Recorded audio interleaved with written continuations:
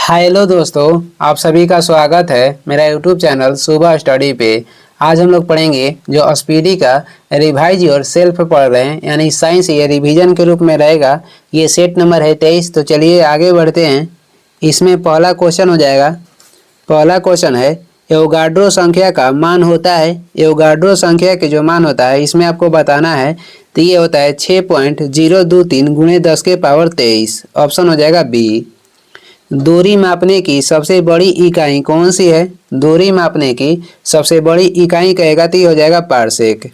एक पारसेक बराबर होता है 3.26 प्रकाश वर्ष, और मीटर में कहेगा तो 3.08 गुणे 10 के पावर 16 जो है ये मीटर में हो जाएगा। एक पारसेक बराबर, और प्रकाश वर्ष बराबर होता है 9.46 गुणे 10 के पावर 15 मीटर। आगे बढ़ते हैं, अगला क्वेश्चन हो जाएगा। एक प्रकाश वर्ष बराबर है, तो एक प्रकाश वर्ष बराबर हो जाएगा 9.46 गुणे 10 के पावर 15 मीटर। एक लीटर कितना गैलन के बराबर होता है? एक लीटर कितना गैलन के बराबर होता है? तो एक लीटर ये बराबर होता है 0.2642 गैलन के बराबर। एक लीटर 0.2642 के बराबर होता है। ऑप्शन हो जाएगा ए। आगे बढ़ते हैं, अगला क्वेश्चन हो जाएगा। एक फर्मी में कितना मीटर होता है? एक फर्मी में कितना मीटर होता है? तो ये होता है 10 के पावर 15 मीटर। लॉगरिथमिक आविष्कारक कौन थे? लॉगरिथमिक आविष्कारक थे जॉन नेपियर। आगे बढ़ेंगे, अगला क्वेश्चन हो जाएगा। क्वांटम सिद्धांत के प्रतिपादक हैं। क्वांटम सिद्धांत के प्रतिपादक हो जाएंगे मैक्स प्लांक। वायुमंडल की आर्द्रता को मापने वाला यंत्र कौन सा है? तो आर्द्रता मापता है हाइग्रोमीटर द्वारा आर्द्रता को मापा जाता है। हाइड्रोमीटर के द्वारा अपेक्षित घनत्व को मापते हैं।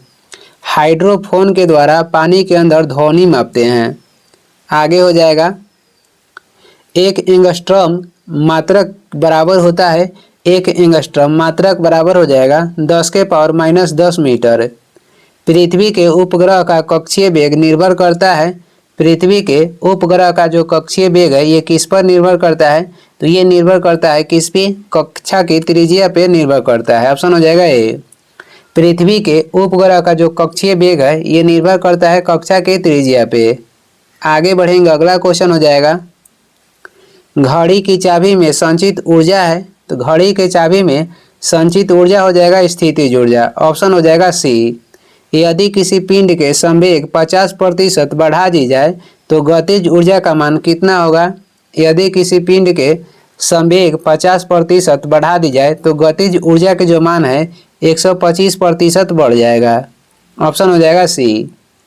आगे बढ़ेंगे, अगला क्वेश्चन हो जाएगा। अनुदैर्ध्य तरंग उत्पन्न हो सकती है।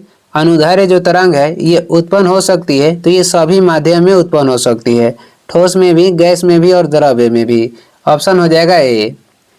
किस माध्यम में अनुप्रस्थ तरंग उत्पन्न नहीं हो सकती है? कह रहा है कौन सा माध्यम में अनुप्रस्थ तरंग जो है उत्पन्न नहीं हो सकता है? तो कौन सा माध्यम में नहीं हो सकता है? तो हवा में। ऑप्शन हो जाएगा सी। प्रतिबल और विकृति का अनुपात क्या कहलाता है? प्रतिबल और विकृति के जो अनुपात है कह रहा है क्या कहलाता है? तो ये कहलाता है, ऑप्शन देख लेते हैं। प्रतिबल और विकृति के अनुपात को कहते हैं प्रत्यस्थता गुणांक। ऑप्शन हो जाएगा ए। पनडुब्बी आधारित है। पनडुब्बी जो है किस पे आधारित है? तो ये आर्किमिडीज के सिद्धांत पे आधारित है। आगे बढ़ते हैं, 17 नंबर हो जाएगा। समुद्र में तैरना नदी की अपेक्षा आसान है क्योंकि समुद्र में तैरना नदी की अपेक्षा आसान है क्योंकि समुद्र के पानी का घनत्व नदी के पानी से अधिक होता है। समुद्र के जो पानी के घनत्व है नदी के पानी से अधिक होता है, इसीलिए। आगे बढ़ते हैं, 18 नंबर हो जाएगा। तरंग अपश्रव्य कही जाती है जब उसकी आवृत्ति कितनी हो? अपसरंग तरंगे कही जाती है जब उसकी आवृत्ति जो है 20 हर्ट्ज से कम होगा, तब उसे अश्रव्य तरंग कहेंगे। 20,000 से लेके 20 हर्ट्ज से लेकर 20,000 के बीच हर्ट्ज वाली ध्वनि को बोलते हैं श्रव्य तरंग, जिसे मनुष्य सुनते हैं। और 20,000 हर्ट्ज से अधिक को बोला जाता है पाराश्रव्य। आगे बढ़ेंगे। यदि तरंग की लंबाई का मान आधा कर दिया जाए तो ध्वनि का वेग क्या होगा? यदि तरंग की लंबाई के जो मान है आधा कर दिया जाए तो ध्वनि के वेग पे क्या प्रभाव पड़ेगा, तो ये भी आधा हो जाएगा। ऑप्शन हो जाएगा ए। ध्वनि तरंगे कौन सी तरंगे है, तो ये अनुदैर्घ्य तरंगे है। और प्रकाश तरंगे कहेगा तो ये हो जाएगा अनुप्रस्थ। आगे बढ़ते हैं, 21 नंबर हो जाएगा। गोलीय दर्पण की फोकस दूरी उसकी वक्रता त्रिज्या की होती है। गोलीय दर्पण की फोकस दूरी उसकी वक्रता त्रिज्या की होती है, तो ये आधी होती है। उत्तल दर्पण द्वारा बना प्रतिबिंब होता है। उत्तल दर्पण द्वारा बना प्रतिबिंब आपको बताना है कि कैसा होता है, तो उत्तल दर्पण में बना प्रतिबिंब काल्पनिक एवं सीधा होता है। ऑप्शन हो जाएगा सी, काल्पनिक एवं सीधा होता है। आगे बढ़ेंगे, अगला हो जाएगा प्रकाश तरंग उदाहरण है। प्रकाश तरंग जो है ये विद्युत चुंबकीय अनुप्रस्थ तरंग का उदाहरण है। ऑप्शन हो जाएगा बी। फोटोग्राफिक कैमरे का अभिदृश्यक लेंस होता है। फोटोग्राफिक कैमरे का अभिदृश्यक जो लेंस है ये कैसा होता है, तो ये होता है उत्तल लेंस। ऑप्शन हो जाएगा बी। आगे बढ़ते हैं, अगला क्वेश्चन हो जाएगा E बराबर mc² को प्रतिपादित किया था। E बराबर mc² को प्रतिपादित किसने किया था, तो ये किए थे आइंस्टीन ने। थोरियम का नाभिक को बदला जा सकता है। थोरियम को नाभिक को किस में बदला जा सकता है, यहाँ ऑप्शन देख लेते हैं। क्वेश्चन में था कि थोरियम के नाभिक को किस में बदला जा सकता है, तो ये बदला जा सकता है प्लूटोनियम में।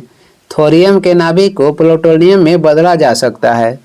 27 देखेंगे, फ्यूज के पदार्थ का होना, फ्यूज के पदार्थ को होना चाहिए, तो फ्यूज के पदार्थ के जो कैसा होना चाहिए, तो ये निम्न गलनांक वाला होना चाहिए।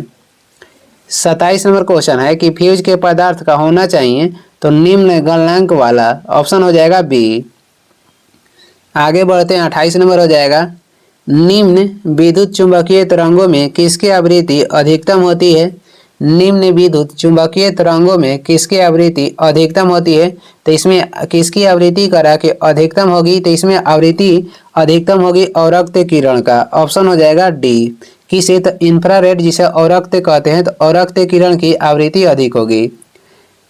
इधर से देखिए ये सभी क्या है, विद्युत चुंबकीय तरंग है जो कि इधर से नीचे से इधर बढ़िएगा, यानी जिधर तीर बनाए हैं तो इधर आवृत्ति बढ़ते जाएगा और इधर से यानी इधर बढ़िएगा तो इधर इसका तरंग धारे बढ़ते जाएगा। एक बात याद रखिएगा कि जिस किरण या जिस तरंग के आवृत्ति अधिक होगा उसका तरंग धारे क्या होता है, तो कम होता है। ये दोनों होता है इन्वर्सली प्रोपोर्शनल टू। तो वही इधर बढ़िएगा तो इधर आवृत्ति बढ़ते जाएगा और इधर बढ़िएगा तो इसका तरंग धारे बढ़ते जाएगा। तो वही हो जाएगा जो गामा किरण है इसका तरंग धारे अधिक होता है और इसका आवृत्ति कम होता है। तो ऑप्शन अनुसार इसमें क्वेश्चन में कह रहा था किसकी आवृत्ति अधिकतम है, इंफ्रारेड का अधिकतम है और इंफ्रारेड को अवरक्त कहते हैं। बढ़ते तरंगधारे के रूप में देख लेते हैं, बढ़ते तरंगधारे के रूप में किरण देख लेते हैं। सबसे कम तरंगधारे रेडियो के होता है, उसके बाद हो जाएगा माइक्रो यानी सूक्ष्म तरंग के, उसके बाद इंफ्रारेड यानी कि अवरक्त हो जाएगा, उसके बाद विजुअल यानी दृश्य किरण के। ये बढ़ते तरंगधारे है, इससे अधिक हो जाएगा अल्ट्रावायलेट के यानी कि पराबैंगनी किरण के, उसके अधिक हो जाएगा तरंगधारे एक्स किरण के और इससे अधिक होता है गामा किरण के। यानी सबसे अधिक तरंगधारे गामा किरण के होगा, आवृत्ति कम होगा। सबसे अधिक आवृत्ति होगा रेडियो तरंग के, तरंगधारे कम होगा। आगे बढ़ेंगे, 29 नंबर हो जाएगा ऊर्जा का क्षय कम होता है। ऊर्जा के क्षय कर रहा है कि किस में कम होता है, तो प्रत्यावर्ती धारा में ऊर्जा के क्षय कम होता है। ऑप्शन हो जाएगा बी। आगे बढ़ते हैं, 30 नंबर हो जाएगा ट्रांसफार्मर किस सिद्धांत पर आधारित है। ट्रांसफार्मर जो है किस सिद्धांत पे आधारित है, तो ये आधारित है विद्युत चुंबकीय प्रेरण के सिद्धांत पे। आगे बढ़ेंगे, अगला क्वेश्चन हो जाएगा घरेलू प्रकाश के लिए प्रयुक्त लैंप किस क्रम में जोड़े जाते हैं। घरेलू प्रकाश के लिए प्रयुक्त जो लैंप है ये जोड़े जाते हैं समानांतर क्रम में। ऑप्शन हो जाएगा बी। फ्यूज जोड़ा जाता है श्रेणी क्रम में। ऊष्मा किस प्रक्रिया से सर्वाधिक तीव्र गति से स्थानांतरित होती है। ऊष्मा कह रहा है कि किस प्रक्रिया से सर्वाधिक तीव्र गति से स्थानांतरित होती है, किस प्रक्रिया में होती है, तो ये विकिरण प्रक्रिया में। ऑप्शन हो जाएगा सी। विकिरण प्रक्रिया के द्वारा ही हमारे पृथ्वी जो है ये गर्म होती है। ठोस में जो ऊष्मा का संचरण होता है ये चालन विधि के द्वारा होता है। गैस में किसके विधि द्वारा होता है? तो संवहन विधि के द्वारा। और जो वायुमंडल गर्म होता है ये संवहन विधि के द्वारा ही वायुमंडल गर्म होता है। आगे बढ़ेंगे, अगला हो जाएगा न्यूनतम संभवतः ताप कितना होता है? तो न्यूनतम संभवतः जो ताप है ये -273 डिग्री सेल्सियस होता है। यदि वायुमंडल न होती तो दिन की अवधि होती, यदि वायुमंडल नहीं होगा तो दिन की अवधि जो होगा कम हो जाएगा।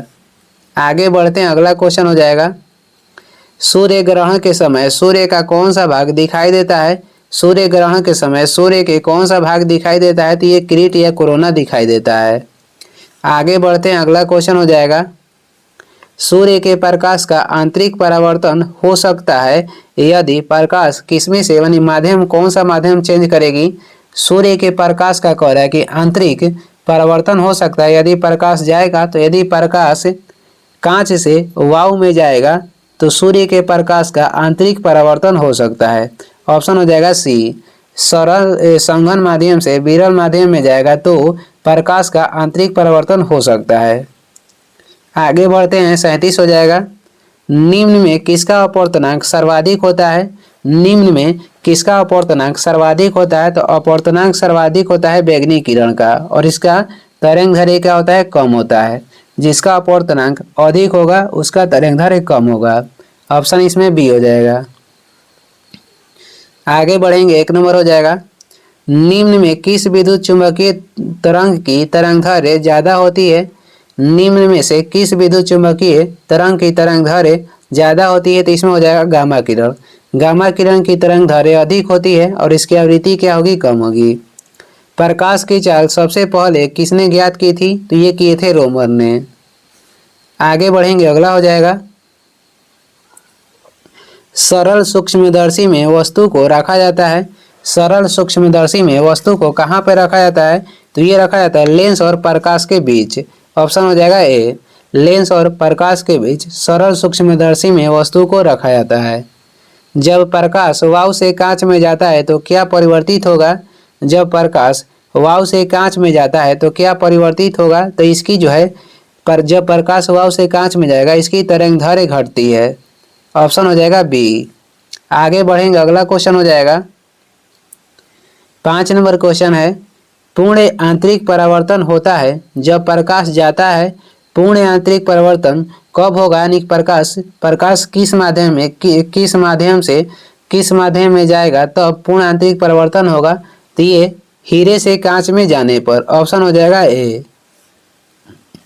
आगे बढ़ते हैं, प्रकाश तंतु किस सिद्धांत पर कार्य करता है? तो ये पूर्ण आंतरिक परावर्तन पे कार्य करता है। प्रकाश ऊर्जा को विद्युत ऊर्जा में बदलता है तो ये बदलता है सौर सेल।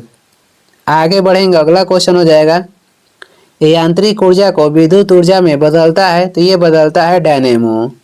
सूर्य के केंद्र का ताप कितना होता है? सूर्य के केंद्र के ताप कितना होता है? तो सूर्य के जो केंद्र के ताप है ये होता है 1.5 × 10⁻⁷ केल्विन, और वही सूर्य के सतह के तापमान कहेगा तो 6000 केल्विन हो जाएगा।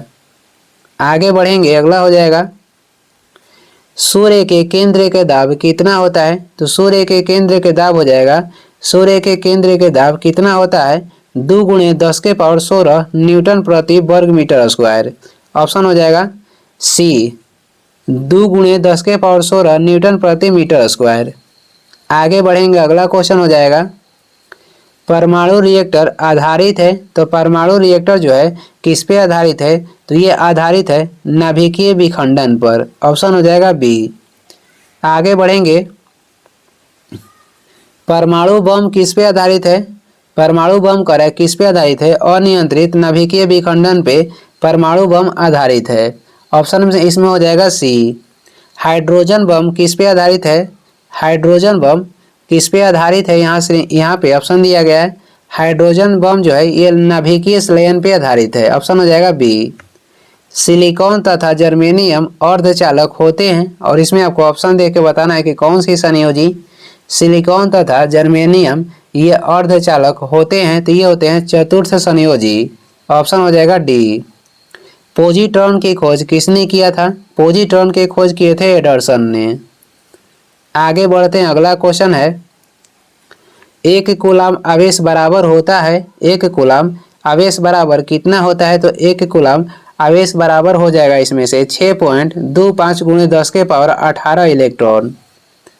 आगे बढ़ते हैं, अगला क्वेश्चन है किसी तार की प्रतिरोधकता निर्भर करती है, किसी तार की प्रतिरोधकता कर किस पे निर्भर करती है, तो ये पदार्थ पे निर्भर करती है।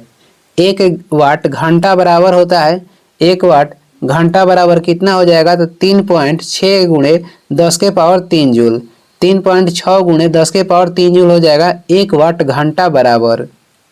आगे बढ़ेंगे, अगला क्वेश्चन हो जाएगा मैक संख्या का उपयोग किसकी चाल निर्धारण के लिए किया जाता है, तो मैक संख्या का जो उपयोग है ये विमान की चाल निर्धारण करने के लिए होता है। आगे बढ़ते हैं, अगला क्वेश्चन हो जाएगा एक कार बैटरी में प्रयुक्त विद्युत अपघट्य होता है, एक कार बैटरी में प्रयुक्त विद्युत अपघट्य किस पे होता है, तो ये होता है सल्फ्यूरिक अम्ल पर। ऑप्शन हो जाएगा बी, सल्फ्यूरिक अम्ल पर। आगे बढ़ेंगे, अगला हो जाएगा अस्पष्ट दर्शन की न्यूनतम दूरी होती है, अस्पष्ट दर्शन की जो न्यूनतम दूरी होती है ये 25 सेंटीमीटर होती है। प्रकाश के तरंग सिद्धांत को किसने प्रतिपादित किया था, प्रकाश के तरंग सिद्धांत को कर किसने प्रतिपादित किया था, तो ये किए थे हाइगेंस। ऑप्शन हो जाएगा सी। आगे बढ़ेंगे, अगला क्वेश्चन है इंद्रधनुष में किस रंग का विक्षेपण अधिक होता है, इंद्रधनुष में कह रहा है किस रंग का विक्षेपण अधिक होता है, तो बैंगनी का विक्षेपण अधिक होता है। कम किसका होता है, तो कम होता है लाल का। पानी के ऊपर तेल परत का चमकना उदाहरण है, तो ये उदाहरण है व्यक्तिकरण का। आगे बढ़ते हैं धूप के चश्मे की पावर होती है, धूप के चश्मे की पावर होती है 0 डायोप्टर।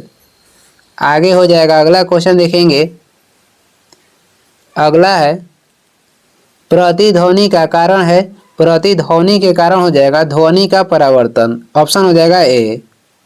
आगे बढ़ते हैं झूला झूलते समय कोई व्यक्ति झूला पर खड़ा हो जाए तो उसका आवर्तकाल क्या होगा, जब खड़ा होगा तो ये आवर्तकाल उसका घट जाएगा। और यदि झूले पर एक व्यक्ति के स्थान पर 2 व्यक्ति बैठ जाए तो आवर्तकाल पर क्या प्रभाव पड़ेगा, तो वो अपवर्तित रहेगा। ये दोनों क्वेश्चन याद कर लीजिएगा।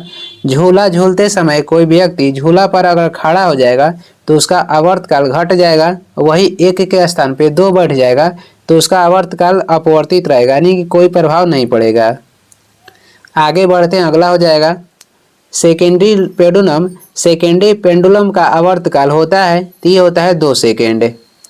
कोशिका नली में जल का ऊपरी सतह होता है, कोशिका नली में जल का कह रहा है कि ऊपरी सतह होता है, तो ये होता है उत्तल। आगे बढ़ते हैं, अगला क्वेश्चन हो जाएगा द्रव्य का घनत्व अधिक होने पे पृष्ठ तनाव क्या होगा, द्रव्य के घनत्व अधिक होने पे पृष्ठ तनाव क्या होता है, तो ये बढ़ जाता है। द्रव्य के घनत्व बढ़ाने पर उसका पृष्ठ तनाव बढ़ता है। पारे को जब एक बर्तन में रखा जाता है तो मेनिस्कस होता है, यानी कि उसका आकार कैसा होता है, तो पारे को जब एक बर्तन में रखेंगे तो उसका आकार उत्तल लेंस के जैसा हो जाएगा। आगे बढ़ेंगे, अगला क्वेश्चन हो जाएगा, अगला है ऊंचाई बढ़ाने से वायुमंडलीय दाब क्या होगा, तो ऊंचाई बढ़ने से वायुमंडलीय दाब घटता है, ऊंचाई बढ़ने से वायुमंडलीय दाब घट जाता है। 1 बार बराबर होता है तो 1 बार बराबर 10 के पावर 5 पास्कल होता है। आगे बढ़ेंगे, अगला क्वेश्चन हो जाएगा किसी वस्तु का भार अधिकतम होता है, तो किसी वस्तु का भार जो है अधिकतम होता है निर्वात में। पृथ्वी की अपेक्षा चंद्रमा का द्रव्यमान लगभग कितना है, तो पृथ्वी की अपेक्षा चंद्रमा के द्रव्यमान लगभग है 1/81। वही घनत्व कहेगा तो चंद्रमा के घनत्व पृथ्वी की अपेक्षा 1/6 है। आगे बढ़ते हैं, अगला क्वेश्चन हो जाएगा भूस्थायी उपग्रह पृथ्वी के चारों ओर चक्कर लगाता है, तो ये कितने घंटा में लगाता है, 24 घंटा में। और कितनी ऊंचाई पर ये स्थित होता है, तो 36,000 किलोमीटर ऊंचाई पे भू स्थिर ग्रह जो है स्थित होता है। इसकी चक्कर लगाने की जो समय है ये होता है 24 घंटा। पृथ्वी पर वायुमंडलीय दाब का कारण क्या है, पृथ्वी पर वायुमंडलीय दाब के कारण क्या है, तो ये हो जाएगा गुरुत्वाकर्षण। पृथ्वी आगे देखेंगे 14 हो जाएगा पृथ्वी का पलायन वेग कितना है, पृथ्वी का पलायन वेग कितना होता है, तो पृथ्वी के पलायन वेग हो जाएगा 11.2 किलोमीटर प्रति सेकेंड। वही सूर्य के पलायन वेग कहेगा तो 42 किलोमीटर प्रति सेकेंड हो जाएगा। 42 किलोमीटर प्रति सेकेंड ये सूर्य का पलायन वेग है। चंद्रमा के होता है 2.37 किलोमीटर प्रति सेकेंड, ये चंद्रमा का पलायन वेग होता है। आगे बढ़ते हैं। 15 नंबर हो जाएगा, जब कोई वस्तु ऊपर से गिराई जाती है तो उसका भार होता है, जब कोई वस्तु ऊपर से गिराई जाती है तो उसका भार जो है परिवर्तनशील हो जाएगा, निर्वात में होता है अपरिवर्तनशील। इसका आंसर हो जाएगा ए। ग्रहों के गति के नियम को किसने प्रतिपादित किया था? ग्रहों के गति के नियम को किसने प्रतिपादित किया था? ये किए थे केपलर ने।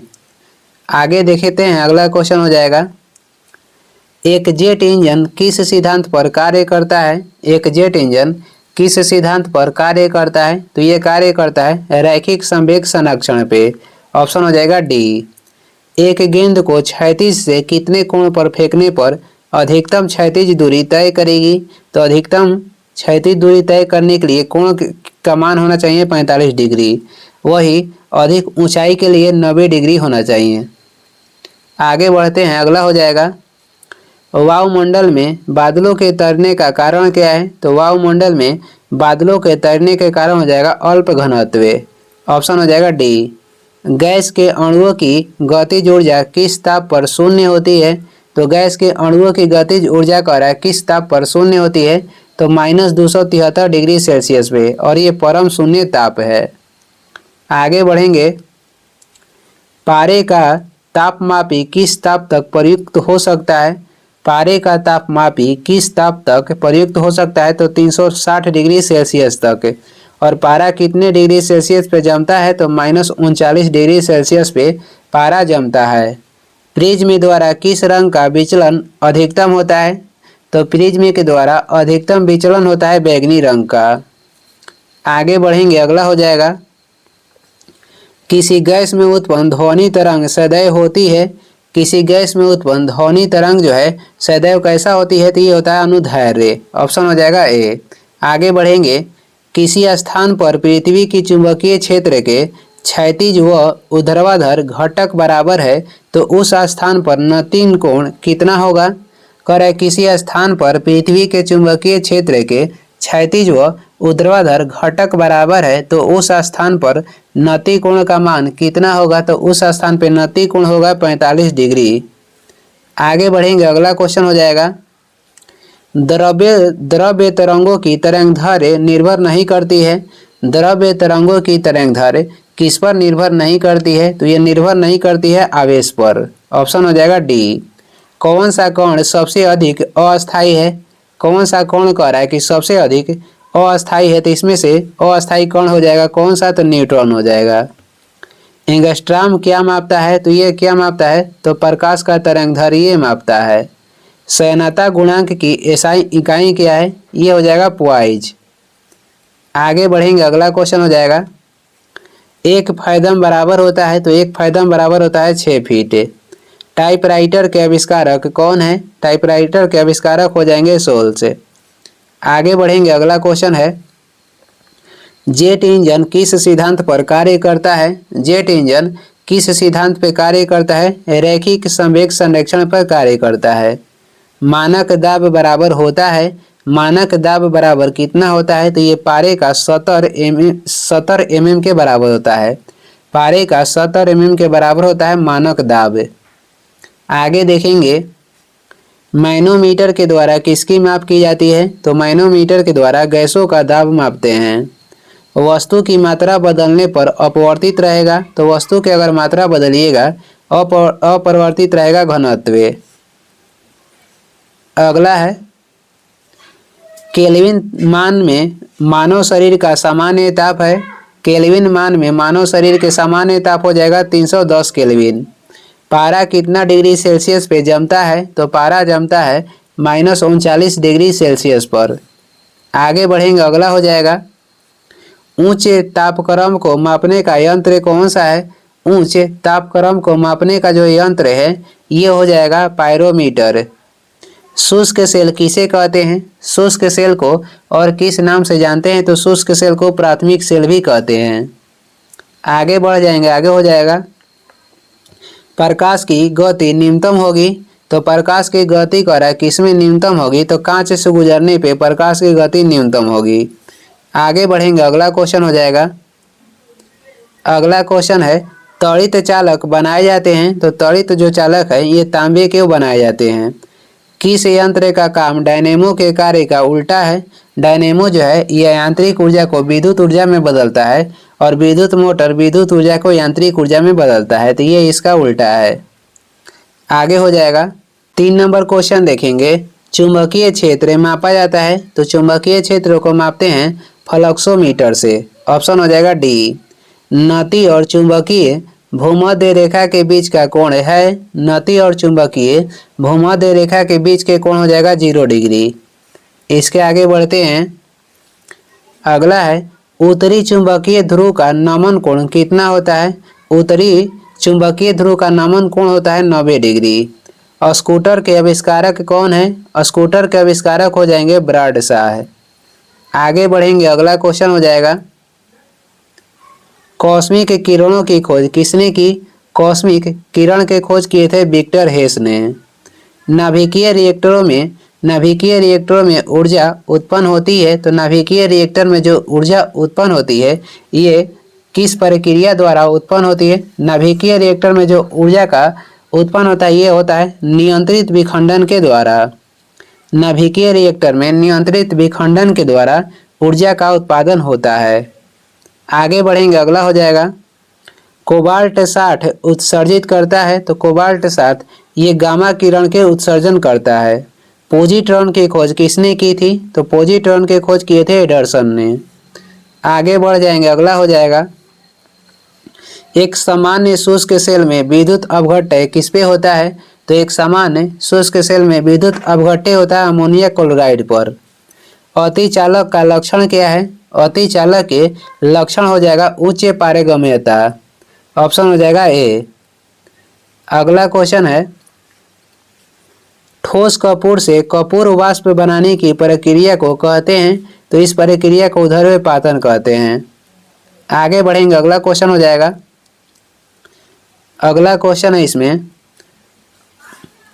वैज्ञानिक आर्किमिडीज संबंधित थे। ये किस देश से संबंधित है। ये संबंधित है ग्रीस से, जिसे यूनान भी बोलते हैं। वह यूरेनियम जिसमें निम्न समस्थानिक की समृद्धता होती है। वह यूरेनियम जिसमें निम्न समस्थानिक की समृद्धता होती है तो हो जाएगा यूरेनियम 235। अगला हो जाएगा ब्रह्मांड में कौन सा तत्व सर्वाधिक मात्रा में पाया जाता है। तो ब्रह्मांड में सबसे अधिक हाइड्रोजन पाया जाता है। वायुमंडल में सबसे अधिक नाइट्रोजन पाया जाता है 78%। आगे देख लेंगे, अगला हो जाएगा चुंबकीय याम्योत्तर और भौगोलिक याम्योत्तर के बीच के कोण को क्या कहते हैं। तो इसके बीच के कोण को क्या बोला जाता है। चुंबकीय दिक्पात कोण बोला जाता है। सबसे अधिक वेधन क्षमता किसकी होती है। सबसे अधिक वेधन क्षमता ये होती है गामा किरण के। अल्फा किरण के सबसे अधिक आयनन क्षमता होता है। 19 नंबर हो जाएगा यदि पृथ्वी पर वायुमंडल न होता तो दिन की अवधि क्या होगी। तो दिन की अवधि कम हो जाएगी। यदि किसी दर्पण को थीटा कोण से घुमाया जाए तो परावर्तित किरण का घूर्णन को होगा। तो परावर्तित किरण के जो घूर्णन होगा ये हो जाएगा 2 थीटा। अगला क्वेश्चन है विद्युत धारा का पता लगाने के लिए किस उपकरण का उपयोग करते हैं। विद्युत धारा का पता लगाने के लिए उपकरण हो जाएगा एमीटर। 1 एंगस्ट्रॉम बराबर कितना होता है। तो 1 एंगस्ट्रॉम बराबर 10⁻⁻10 मीटर होता है। अगला क्वेश्चन है निम्नांकित में किस रंग का अपवर्तनांक सबसे अधिक होता है। अपवर्तनांक किस रंग के सबसे अधिक होगा। तो ये होगा बैगनी रंग का। तरंगदैर्घ्य सबसे अधिक होता है किसका। तो लाल रंग का। जिसका तरंगदैर्घ्य अधिक होगा उसका अपवर्तनांक सबसे कम होगा। ये इन्वर्सली प्रोपोर्शनल टू होता है। ऊष्मा का सर्वोत्तम चालक कौन सा है। ऊष्मा के सर्वोत्तम चालक हो जाएगा पारा। आगे बढ़ेंगे खाना पकाने का बर्तन का होना चाहिए। खाना पकाने वाले बर्तन को क्या होना चाहिए। तो इसकी उच्च विशिष्ट ऊष्मा तथा निम्न चालकता होना चाहिए।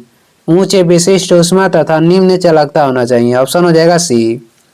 किसी गैस का आयतन प्रसार गुणांक हमेशा होता है किसी गैस का आयतन प्रसार गुणांक जो है हमेशा होता है, तो ये हमेशा क्या होता है, हमेशा होता है ऋणात्मक। किसी गैस का प्रसार गुणांक हमेशा क्या होता है, तो ये होता है ऋणात्मक।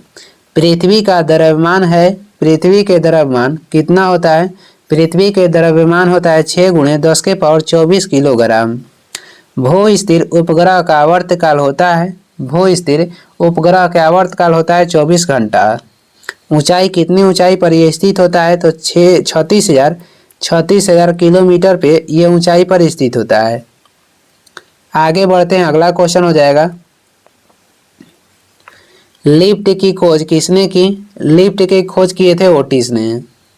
उड़ते हुए हेलीकॉप्टर में ऊर्जा होती है, तो उड़ते हुए हेलीकॉप्टर में स्थितिज और गतिज ऊर्जा दोनों होता है।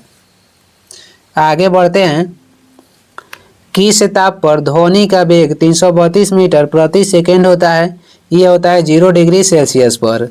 पृथ्वी तल से ऊपर या नीचे जाने पर गुरुत्वीय त्वरण का मान होता है, तो ऊपर या नीचे जाइएगा गुरुत्वीय त्वरण का मान क्या होता है, घटता है। अगला क्वेश्चन हो जाएगा, जब बर्फ पिघलती है तो इसका, जब बर्फ पिघलेगी तो इस पर क्या प्रभाव पड़ेगा, तो जब बर्फ पिघलती है तो इसका आयतन क्या होता है, घटता है। इलेक्ट्रॉन वोल्ट किसकी इकाई है, ये इकाई है किसका, तो ऊर्जा का। आगे हो जाएगा, दाब बढ़ने पर जल का क्वथनांक क्या होगा, दाब बढ़ाने पे जल का क्वथनांक बढ़ता है। वेंचुरी मीटर से ज्ञात करते हैं, तो वेंचुरी मीटर से जल के प्रवाह की दर को ज्ञात करते हैं। आगे हो जाएगा, मानव शरीर में कार्बोहाइड्रेट पुनः संग्रह होता है, तो मानव शरीर में जो कार्बोहाइड्रेट है ये कहाँ पे पुनः संग्रह होता है, तो ये संग्रह होता है ग्लाइकोजन में। शरीर में ऊतकों का निर्माण किसके द्वारा होता है, तो शरीर में ऊतक के जो निर्माण है ये किससे होता है, तो ये होता है प्रोटीन से। आगे बढ़ते हैं, अगला क्वेश्चन हो जाएगा, अगला है, रबर के संश्लेषण में निम्न में का प्रयोग किया जाता है। रबर के संश्लेषण में किसका प्रयोग करते हैं, तो इसमें करते हैं आइसोप्रीन का। आगे बढ़ते हैं, अगला क्वेश्चन हो जाएगा, सोने के आभूषण बनाते समय इसमें मिलाया जाता है, तो इसमें कॉपर मिलाया जाता है, यानी कि तांबा। अगला क्वेश्चन हो जाएगा, नायलॉन बनाने में प्रयुक्त कच्चा पदार्थ कौन सा है, तो नायलॉन बनाने में प्रयुक्त कच्चा पदार्थ इसमें से क्या हो जाएगा, तो इसे बनाने में एडिपिक अम्ल का प्रयोग करते हैं। ऑप्शन हो जाएगा बी। मोमबत्ती का जलना कैसा अभिक्रिया है, मोमबत्ती के जलना ये कौन सा परिवर्तन है, तो ये रासायनिक परिवर्तन है, क्योंकि मोमबत्ती में मोम प्लस एक डोरा रहता है। आगे बढ़ते हैं, आतिशबाजी में हरा रंग किसकी उपस्थिति के कारण होता है, तो ये बेरियम के उपस्थिति के कारण हरा रंग उत्पन्न होता है। लाल रंग कहेगा तो अस्ट्रांसियम के उपस्थिति के कारण लाल रंग उत्पन्न करता है। 6 नंबर देखेंगे, कपूर को किस विधि के द्वारा शुद्ध किया जाता है, कपूर को शुद्ध करते हैं उदरपातन विधि के द्वारा। अगला क्वेश्चन हो जाएगा, निम्न में कौन सी धातु सदैव मुक्त अवस्था में पाया जाता है, सदैव मुक्त अवस्था में रहता है सोना। पुराने तैल चित्रों के रंगों को फिर से उभारने के लिए, पुराने थोड़ा ऊपर कर लेते हैं, पुराने तैल चित्रों के रंगों को फिर से उभारने के लिए काम आता है, तो ये काम आता है हाइड्रोजन पेरोक्साइड, हाइड्रोजन पेरोक्साइड होता है, ऑप्शन बी।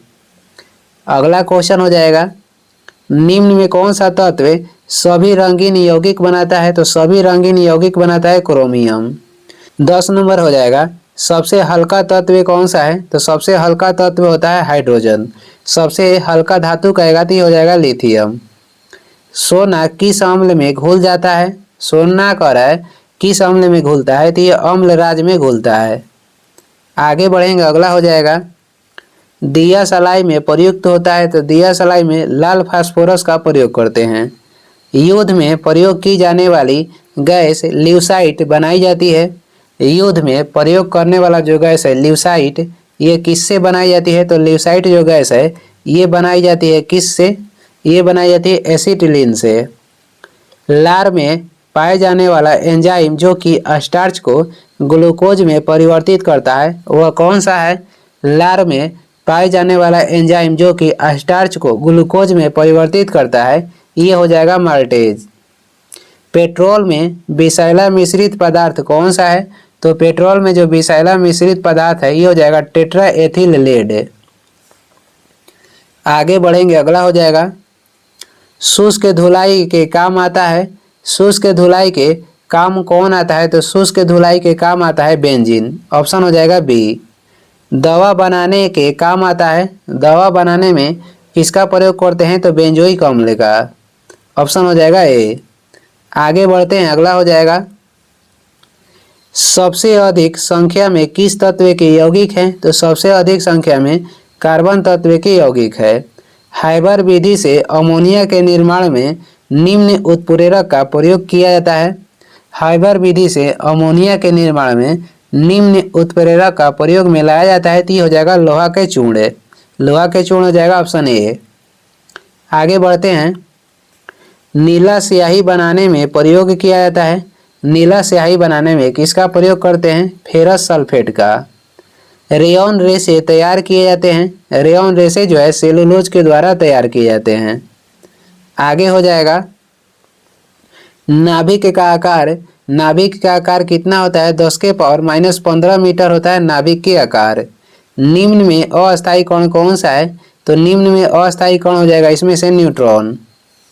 अगला क्वेश्चन देखेंगे, किसी परमाणु के गुण निर्भर करते हैं। तो किसी परमाणु के जो गुण है निर्भर करते हैं इलेक्ट्रॉनिक संरचना पे। किस पे? तो इलेक्ट्रॉनिक संरचना पे निर्भर करता है किसी परमाणु के गुण। आगे बढ़ेंगे, अगला क्वेश्चन है, किस विटामिन के जलीय विलयन का रंग गुलाबी होता है? तो ये विटामिन हो जाएगा विटामिन B12 के जो जलीय विलयन है उसका रंग क्या होता है? तो गुलाबी होता है। सबसे हल्की धातु कौन सा है? सबसे हल्की धातु कहेगा तो ये हो जाएगा लिथियम। अगला क्वेश्चन है, वसा विलेय होता है। वसा किसमें विलेय होता है? तो वसा जो है कार्बन टेट्राक्लोराइड में विलेय होता है। ऑप्शन हो जाएगा बी। आगे बढ़ते हैं, 28 नंबर क्वेश्चन देखेंगे, एस्पिरिन बनाई जाती है। एस्पिरिन किससे बनाई जाती है? तो एस्पिरिन बनाई जाती है थैलिक अम्ल से। आगे बढ़ेंगे, अगला क्वेश्चन हो जाएगा, एस्पिरिन का रासायनिक नाम क्या है? एस्पिरिन का रासायनिक नाम क्या है? तो इसका रासायनिक नाम हो जाएगा एसिटाइल सैलिसिलिक अम्ल। एसिटाइल सैलिसिलिक अम्ल। सबसे भारी धातु कौन सा हो जाएगा? सबसे भारी धातु हो जाएगा ओस्मियम। अगला क्वेश्चन है, स्ट्रेप्टोमाइसिन के खोजकर्ता कौन है? स्ट्रेप्टोमाइसिन के खोजकर्ता हो जाएंगे वाक्समैन। वाक्समैन जो है स्ट्रेप्टोमाइसिन के खोजकर्ता हैं। जल का शुद्धिकरण किया जाता है तो ये किया जाता है क्लोरीन के द्वारा। अगला क्वेश्चन हो जाएगा, सबसे अधिक विद्युत ऋणीय तत्व कौन सा है? सबसे अधिक विद्युत ऋणीय तत्व हो जाएगा फ्लोरीन। आगे देखेंगे, राष्ट्रीय रासायनिक प्रयोगशाला कहाँ पर स्थित है? ये स्थित है कहाँ पे? तो पूना में। आगे हो जाएगा, फ्रियान का रासायनिक नाम क्या है? तो फ्रियान के रासायनिक नाम हो जाएगा क्लोरोफ्लोरोकार्बन। फ्रियान का रासायनिक नाम हो जाएगा क्लोरोफ्लोरोकार्बन। टेफ्लॉन किसका बहुलक है? टेफ्लॉन जो है ये टेट्राफ्लोरोएथिलीन का बहुलक है। टेट्राफ्लोरोएथीन का बहुलक हो जाएगा टेफ्लॉन। आगे बढ़ेंगे, अगला क्वेश्चन हो जाएगा, संश्लेषित रेशा कौन सा है? तो इसमें से संश्लेषित रेशा हो जाएगा रेयान। कांच पर लिखने के लिए किस अम्ल का प्रयोग किया जाता है? कांच पर लिखने के लिए हाइड्रोजन फ्लोरिक अम्ल का प्रयोग करते हैं। आगे देखेंगे, समुद्री जल से नमक किस विधि के द्वारा तैयार किया जाता है? समुद्री जल से नमक करा किस विधि के द्वारा तैयार किया जाता है? तो ये किया जाता है वाष्पीकरण विधि के द्वारा। निम्न में कौन सा सबसे अस्थायी तत्व है? तो निम्न में सबसे अस्थायी तत्व हो जाएगा सीसा। और ये इस वीडियो के लास्ट क्वेश्चन है। वीडियो को लास्ट तक देखने के लिए धन्यवाद। वीडियो पसंद आ रहा है तो लाइक कर दें, चैनल पर नए हैं तो सब्सक्राइब कर दें। कुछ सुझाव एवं सलाह देना है तो कमेंट करके ज़रूर बताएं। Thank you.